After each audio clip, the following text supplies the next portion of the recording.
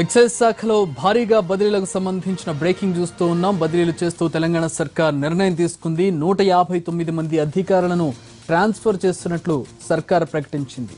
Hyderabad drugs కేసులో సంచలన విషయాలు బయటకు వస్తున్న సమయంలోనే ప్రభుత్వం ఈ నిర్ణయం తీసుకోవడం మరో సంచలనంగా మారింది.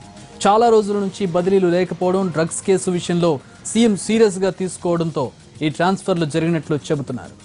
ఎక్సైజ్ ప్రక్షాళన లక్ష్యంగా ఈ నిర్ణయం తీసుకున్నట్లు తెలుస్తోంది.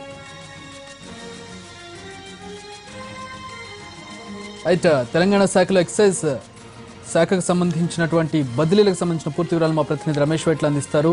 రమేష్, 159 మంది అధికారుల బదిలీ అంటే చాలా పెద్ద ట్రాన్స్ఫర్ గా చెప్పుకోవాలి. ఎట్లా చూడాలి డ్రగ్స్ కేసు విషయంలో 159 మంది బదిలీకి సంబంధించి? డ్రగ్స్ కేసు వెలుగు చూసిన తర్వాత ఎక్సైజ్ శాఖ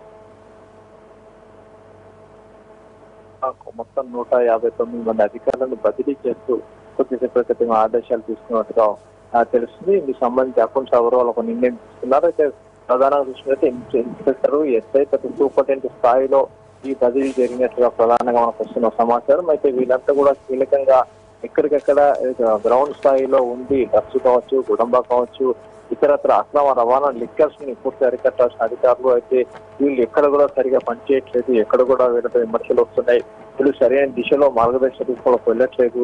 అయితే ఇప్పటికే ముఖ్యమంత్రి కూడా దీనిపై ఏదైతే పూర్తి స్థాయిలో డ్రగ్స్ కావచ్చు, మిగతా అక్రమ రవాణాలు కావచ్చు పూర్తి అరికట్టాలని చెప్పి కూడా ఎవరైనా అక్రమాలు పాల్పడితే వాళ్ళ తాట తీయాలని చెప్పి కూడా సీఎం ఆదేశించిన నేపథ్యంలో ఇప్పుడు కొద్దిసేపు క్రితం జరిగిన ఒక రివ్యూ మీటింగ్ లో ఈ నిర్ణయం తీసుకున్న సమాచారం ఉంది. తెలంగాణ మొత్తంగా ఈ బదిలీలు చేశారు. అయితే వీళ్ళకు ఎక్కడ, ఎప్పుడు, ఏ విధంగా పోస్టింగ్ అనే విషయాన్ని ఇంకా దీనికి సంబంధించి పూర్తి ఇంకా అదే వివరాలు రాలేదు. పోస్టింగ్ కూడా ఇదే రోజు ఇస్తారో లేకపోతే మళ్ళీ తర్వాత రోజు ఇస్తారో అన్న విషయం కూడా ప్రస్తుతానికి కన్ఫర్మేషన్ లేదు. అయితే ప్రధానంగా చూసినట్టయితే ఈ బదిలీలు ఎక్సైజ్ శాఖలో ఒక సంచలనం రేకెత్తిస్తుందని చెప్పవచ్చు. రైట్, ప్రధానంగా హైదరాబాద్ లో ఎన్ని బదిలీలు జరిగి ఉండొచ్చు? ఎవరి మీద అంటే దీనికి సంబంధించి, లేదంటే ఎక్సైజ్ డిపార్ట్మెంట్ లో ఎవరైనా దీనికి సహాయ సహకారాలు అందించిన వారు ఏమైనా ఇందులో ఉండే అవకాశం ఉందా?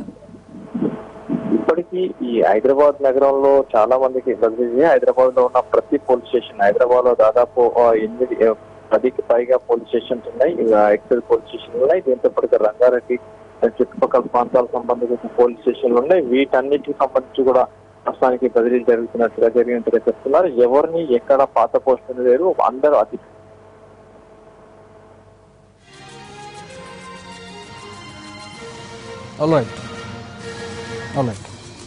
Thanks for the updates Ramesh.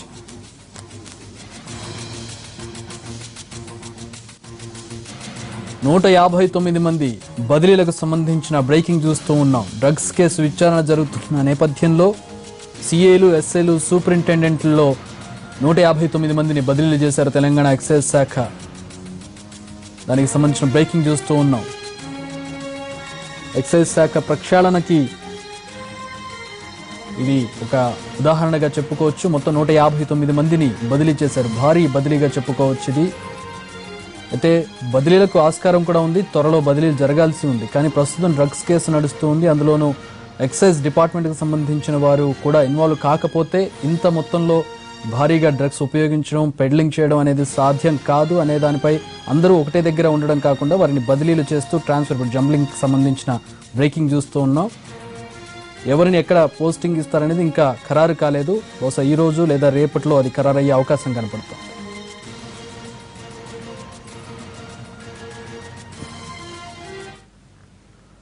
Kelvin ముఠా నుంచి మాదక ద్రవ్యాలు కొనుగోలు చేశారని అభియోగాలు ఎదుర్కొంటున్న సినీ ప్రముఖులకు ఎక్సైజ్ ఎన్ఫోర్స్మెంట్ ఉన్నతాధికారులు నోటీసులు జారీ చేశారు. నోటీసులు అందుకున్న సినీ ప్రముఖుల్లో ఎవరు ఏ తేదీన సిట్ ముందు హాజరు కావాలనే విషయంపై అధికారులు షెడ్యూల్ ఇచ్చారు. దీని ఆధారంగా ఈ నెల 19 నుంచి విచారణ మొదలు కానుంది. రేపు డైరెక్టర్ పూరి జగన్నాథ్ను విచారించనున్నారు. 20వ తేదీన చార్మిని, 21న ముమైత్ ఖాన్ని, 22న సుబ్బరాజు, 23న శ్యామ్ కే నాయుడు, 24న రవితేజ, 25న ఆర్ట్ డైరెక్టర్ చిన్న, 26న నవదీప్, 27న తరుణ్, 28న నందు, 29న తనీష్ను ఎక్సైజ్ శాఖ కార్యాలయానికి హాజరు కావాలంటూ నోటీసుల్లో సిట్ పేర్కొంది.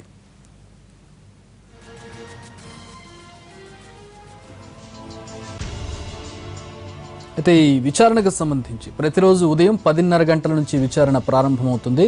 విచారణలో వీరు ఎలాంటి వివరాలు వెల్లడిస్తారనేది కేసుకు కీలకం కానుంది. దీనిపై పూర్తి వివరాలు మా ప్రతినిధి రమేష్ వైట్ల అందిస్తారు. డ్రగ్స్ కేసులో సినీ ప్రముఖుల్ని రేపటి నుంచి సిట్ విచారించబోతుంది. మొత్తం 12 మందికి ఇప్పటికే నోటీసు జారీ చేసిన సిట్ వీళ్ళందరినీ రేపటి నుంచి విచారిస్తామని పేర్కోవడం జరిగింది.